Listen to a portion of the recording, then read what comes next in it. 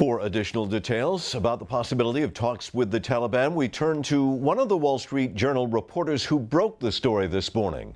She is Siobhan Gorman, the paper's Intelligence and Homeland Security correspondent. She joins us tonight from Washington. Ms. Gorman, thanks very much for being with us. Good to be with you. This is a huge change in strategy for the United States. I mean, engaging in talks with an armed group that actively harbored al-Qaeda and Osama bin Laden. So could U.S. officials actually sit down at the table with the Taliban? Well, what we're looking at is probably not at all the U.S. officials actually sitting down at a table with Taliban leaders. What it is likely to be is strong U.S. support for Afghan government officials to speak with tribal leaders of insurgent groups, including the Taliban, and try to get a better sense of what exactly will be required to get them to lay down their arms. Well, until now, I mean, the policy has been, at least on the part of the United States, to capture, arrest, or kill Taliban leaders. So why would either side have that element of trust, which is so critical to meet?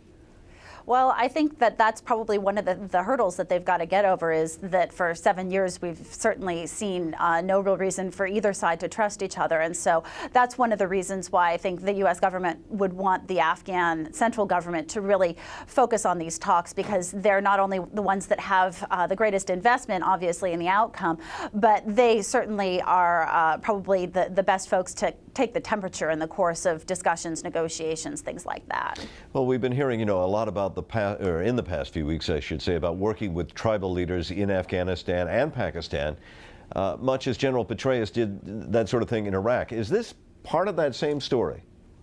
It's quite similar, really. And General Petraeus, a little bit earlier this month, also spoke positively about the idea of speaking with our enemies and perhaps speaking with the Taliban. And so what this draft recommendation that the White House is considering right now would do is sort of bring some of the White House thinking in line with what General Petraeus has been talking about, as well as sort of the strategy that seems to be paying dividends at this point in Iraq. It's similar. It's not exactly the same, but it's similar. Well, it's a very interesting proposal. Siobhan Gorman with the Wall Street Journal. Thanks very much for joining us today. Thank you.